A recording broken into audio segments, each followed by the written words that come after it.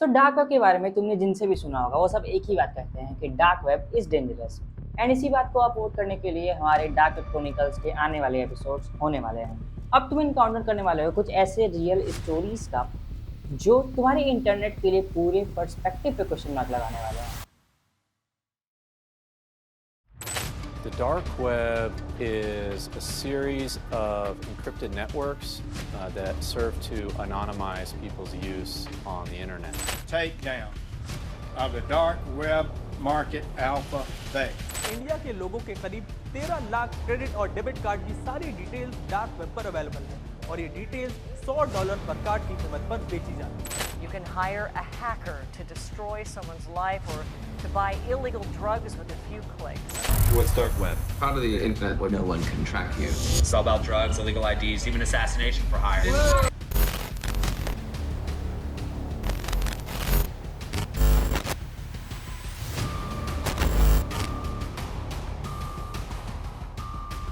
Okay, तो video में आगे बढ़ने से पहले एक चीज़ जो मैं तुम लोग को बताना चाहता हूँ कि मेरे जो डार्क वेब क्रोनिकल्स की वीडियोज़ हैं वो काफ़ी हद तक इंस्पायर्ड हैं फिंग के डार्क वेब वाली सीरीज़ से। फिंग अगर तुम नहीं जानते हो तो एक काफ़ी ज़्यादा ऑसम यूट्यूबर है एंड उसके कंटेंट जो होते हैं वो ज़्यादातर रिलेटेड होते हैं डार्क वेब या फिर कॉन्स्पिरेसी थ्योरीज या फिर हॉरर वाले साइट से। तो तुम जाकर उसको चेकआउट कर सकते हो, काफ़ी ग्रेट कंटेंट है उसका एंड 1 मिलियन के अराउंड उसके सब्सक्राइबर्स भी हैं, तो उसको चेकआउट ज़रूर कर लेना। ओके, तो जो पहली स्टोरी है वो है रिचर्ड नाम के एक सिंपल से बंदे की जिसको डार्क वेब के बारे में नॉर्मल सरफेस ब्राउजिंग से पता चला था। रिचर्ड धीरे धीरे डार्क वेब को सर्फ कर रहा था एंड इसी बीच उसके एक ऐसी साइट मिली जो उसको अंदर तक हिला देने वाली थी। अगर तुमने मेरी डार्क वेब की पिछले वीडियोस देखे हैं देन यू ऑलरेडी नो कि रेड रूम्स क्या होते हैं। एंड फिलहाल में रिचर्ड जिस साइट पे जिस ब्लैक स्क्रीन पे देख रहा था वो और कुछ नहीं बल्कि एक रेड रूम साइट था एंड रिचर्ड को इसका कोई भी आइडिया नहीं। जल्द ही ब्लैक स्क्रीन शिफ्ट होता है एंड सामने आता है एक चेयर जिस पे एक इंसान या आदमी बंधा हुआ रहता है।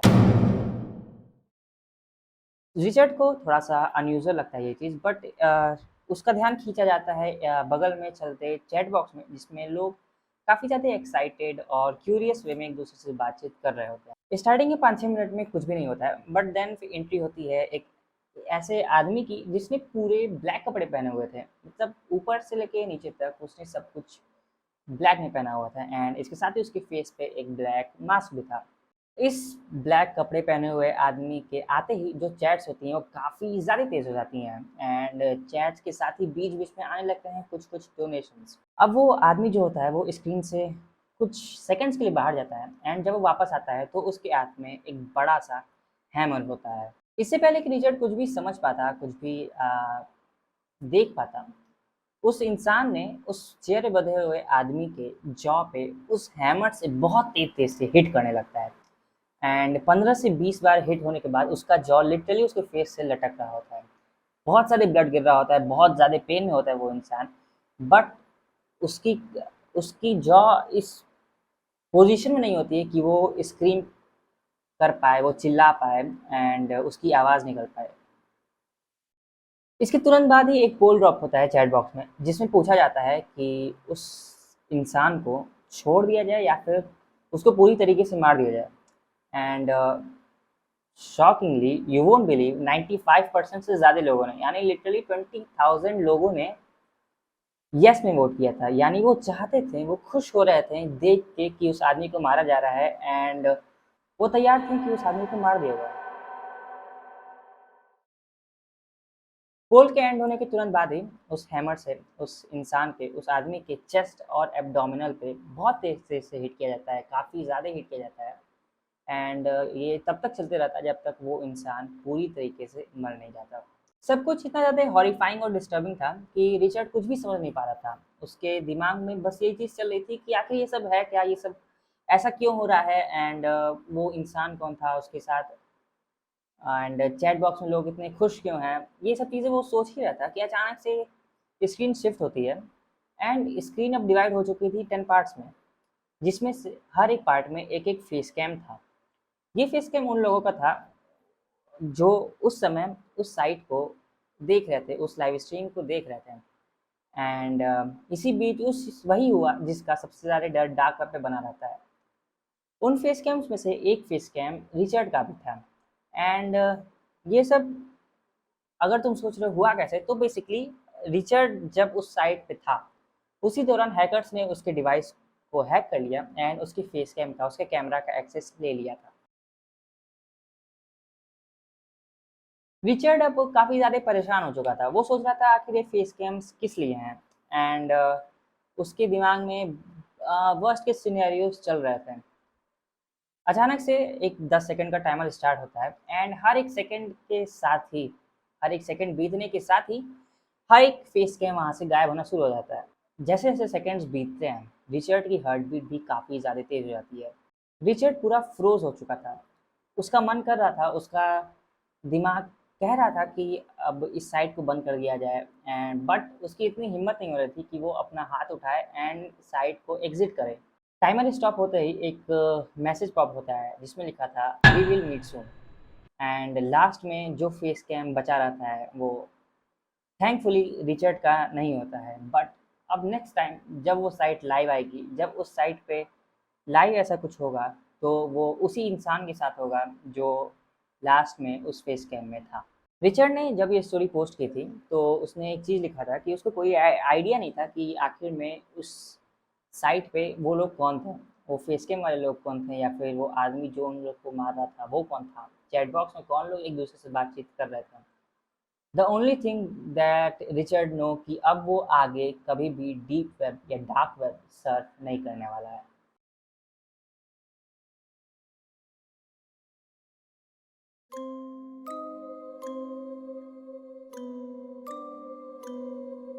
डार्क वेब के बारे में ज़्यादातर स्टोरीज और इनकाउंटर्स का पता रेडिट से चलता है। And being an anonymous platform, इसकी कोई गारंटी नहीं है कि वो सारे स्टोरीज और इनकाउंटर्स रियल हों। ऐसी एक शॉकिंग स्टोरी सामने आती है जेना नाम की एक लड़की की। जेना एक ऐसी लड़की थी जिसको ऑलरेडी पता था डीप वेब डार्क वेब क्या होता है, उसको सर्फ कैसे करते हैं, ब्राउज कैसे करते हैं, डीप वेब और डार्क वेब पे होता क्या क्या चीज़ें हैं। बट वो इन सब चीज़ों पे कभी बिलीव नहीं करती थी। वो ये नहीं मानती थी कि रेड रूम्स, हिटमैन्स, हैकर्स, ऐसा कुछ भी चीज़ें डार्क वेब पे हो सकती हैं। एंड रिचर्ड की तरह ही उसका परसेप्शन पूरी तरीके से जल्द ही बदलने वाला था। तो बस थोड़ी बहुत इन्फॉर्मेशन कलेक्ट करने के बाद ही उसने डार्क वेब यूज़ करना स्टार्ट कर दिया था। एंड कुछ टाइम बाद ही उसे एक ऐसी वेबसाइट मिली, द नाइट वॉचमैन। जैसा कि मैंने बताया कि जना डार्क वेब के हॉरिफाइंग साइट पे बिलीव नहीं करती थी, तो उसे इस वेबसाइट से भी कुछ खास उम्मीद नहीं थी, कुछ खास एक्सपेक्टेशन नहीं थी। वेबसाइट खुलते ही जना के सामने एक ब्लैक स्क्रीन आया जिस पे 3 वीडियोस थे। तीनों वीडियोस में एक एक फ़ोटो एज अ थंबनेल लगी हुई थी। पहले फ़ोटो में एक फैमिली थी जिसमें 2 छोटी लड़कियां एंड उनके मॉम और डैड थे। दूसरे में एक कपल था जिसमें से जो फीमेल थी वो प्रेग्नेंट थी, और तीसरे में एक सिंगल वुमन थी, सिंगल लड़की थी, और उसका एक पेट डॉग था। जिन्हें उन फोटोज को गौर से देख ही पाती कि इससे पहले उस वेबसाइट से एक आवाज़ आई। Good evening. Tonight, the Night Watchmen have brought you 3 unique consoles. Each of them live different lives, believe different things, have different future plans. Watch each video and choose one. ये आवाज़ एक आदमी की थी, यानी मेल की, और being distorted ये काफ़ी ज़्यादा क्रीपी साउंड कर रही थी। ऑल्दो जेना को ये समझ नहीं आ रहा था कि इस टास्क को करने का मतलब क्या है, वीडियोस को चूज़ करने से क्या होने वाला है। बट इस चीज़ ने उसका जो इंटरेस्ट है वो खींच लिया था। जेना देखना चाहती थी कि ये करने के बाद आगे जाके क्या होता है। उसने पहला वीडियो प्ले किया और उसमें बेसिकली उस फैमिली का डेली रूटीन दिखाया जाता है। सुबह उठना, टीवी देखना, बच्चों के साथ खेलना, बच्चों को रेडी करना, खाना खाना, सो जाना, ये सब चीज़ें थी। जेना को एक चीज़ थोड़ी सी वियर्ड लगती है, जो कैमरे की क्वालिटी थी और जो कैमरे की पोजीशन थी, उसको देख के ऐसा लग रहा था कि वो एक्चुअल में हिडन कैमरास हैं। एंड उस फैमिली को बिल्कुल भी आइडिया नहीं है कि ऐसे कोई कैमरास उनके घर में लगे हुए हैं। थोड़े हेजिटेशन के साथ ही जेना ने दूसरा वीडियो भी प्ले किया एंड उसी same camera quality and hidden camera वाली वाइब के साथ ही उसमें भी उस कपल के डेली लाइफ के कुछ फुटेजेस थे। वो अपना नया फैमिली स्टार्ट कर रहे थे, बेबी से रिलेटेड बुक्स और शोज़ पढ़ते थे, खाना खाते थे, खुश रहते थे, सो जाते थे, यही सब चीज़ें थी। इस वीडियो ने जेना के फेस पे एक स्वीट सी स्माइल लेती आई थी क्योंकि वीडियो एक्चुअल में काफ़ी ज़्यादा चीयरफुल और स्वीट थी। बट जेना अभी भी ऑकवर्ड फील कर रही थी दूसरे के पर्सनल मोमेंट्स में इंटरफेयर करने के लिए। पर जेना ने 2 वीडियोज़ ऑलरेडी देख चुकी थी, तो उसने तीसरा वीडियो देखना ही ठीक समझा। इसमें एक सिंगल वुमन के डेली रूटीन को दिखाया जाता है, जहाँ वो काफ़ी अकेली है, काफ़ी ज़्यादा टीवी और फ़ोन यूज़ करती है, अपने डॉग के साथ खेलती है कभी-कभी, सोती है, काफ़ी आइसक्रीम खाती है एंड ये सब काम। वीडियो खत्म होते ही फिर से वो आवाज़ आती है। Now that you have seen, which will you choose? But Jenna ने कुछ भी नहीं किया, उसने कोई भी वीडियोज़ चूज़ नहीं की। वो वेट कर रही थी कि शायद उस टाइम पे कोई और भी उन वीडियोज़ को देख रहा होगा एंड शायद कोई और वो वीडियो या फिर उन वीडियोज़ में से किसी एक को चूज़ कर ले, बट ऐसा कुछ भी नहीं हुआ। Death comes on swift wings for our ill-fated friends. You must choose one. That is how the game goes. ये लाइन सुनने के बाद जेना अब थोड़ा डरना शुरू हो गई थी। उस आदमी ने, उस आवाज़ ने लिटरली बोला था जेना को कि उसे उन 3 वीडियोज़ में से किसी का लाइफ़ और डेथ को चूज़ करना है एंड ये सब उस इंसान के लिए, उस आदमी के लिए या उस आवाज़ के लिए सिर्फ़ एक गेम था। जेना ने घबराते हुए उस साइट को क्लोज़ करने की कोशिश की और तभी उस आदमी ने, उस आवाज़ ने दोबारा बोला, Before you close us down, you should know that if you do not choose one of the 3 stones, your family will be the next. अब यहाँ पे जेना को खुली धमकी दी जा रही थी। She was being threatened and अगर तुम खुद को उस सिनेरियो में रख के देखो देन तुम खुद भी उस फियर और स्ट्रेस को फील कर पाओगे जो शायद उस टाइम पे जेना फील कर रही थी। जेना भी और कुछ सोच पाती और कुछ कर पाती कि तभी वो आवाज़ फिर से बोला, Jenna, dear sweet Jenna, I know it's a difficult choice, but it must be done. Please, if you will direct the night watchman to their home. इस पॉइंट पे जेना पूरी तरीके से डर चुकी थी। उस इंसान ने, उस आवाज़ ने अभी-अभी लिटरली जेना का रियल नेम लिया था। मोस्ट प्रोबेबली उसने जेना के डिवाइस को हैक कर लिया था एंड उसकी पर्सनल डिटेल्स भी निकाल ली। जेना को ये रियलाइज़ हुआ कि अब वो इस चीज़ में फँस चुकी है एंड उसे अब कोई एक वीडियो चूज़ करना ही पड़ेगा। उसने दोबारा उन वीडियोज़ के थंबनेल्स को देखा। पहले में एक फैमिली था, बच्चे थे, दूसरे में एक कपल था जिसमें फीमेल प्रेग्नेंट थी, तो ऑब्वियसली वो इन दोनों वीडियोज़ को चूज़ नहीं कर सकती थी। जेना ने हड़बड़ी में तीसरे वीडियो को देखा जहाँ एक सिंगल लड़की थी और वो अपने टाइम को वेस्ट करती थी, केवल सोती रहती थी एंड काफ़ी दुखी भी रहती थी। तो उसने यही ठीक समझा कि उन 2 हँसती-खेलती फैमिलीज़ को डिस्ट्रॉय करने से अच्छा है, उनको मारने से अच्छा है, इस तीसरे वीडियो को चूज़ कर लिया जाए। अब उन तीनों वीडियोज़ की जगह लाइव फ़ीड्स आ चुके थे और उन तीनों फ़ीड्स में उन तीनों वीडियोज़ के घर के बाहर एक-एक इंसान को दिखाया जाता है, एक-एक वॉचमैन को दिखाया जाता है। पर आगे जो हुआ उसने जेना को अंदर तक हिला दिया था। तुम्हें याद होगा कि जेना ने तीसरे वीडियो को ये सोच के सेलेक्ट किया था कि शायद वो फैमिली और वो कपल बच जाएँगे, बट होता इसका ठीक उल्टा है।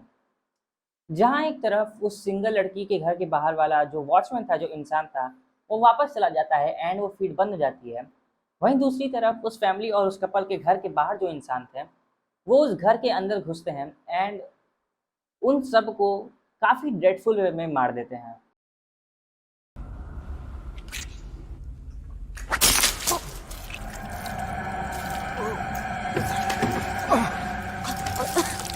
Is this real? Is this real? What the fuck?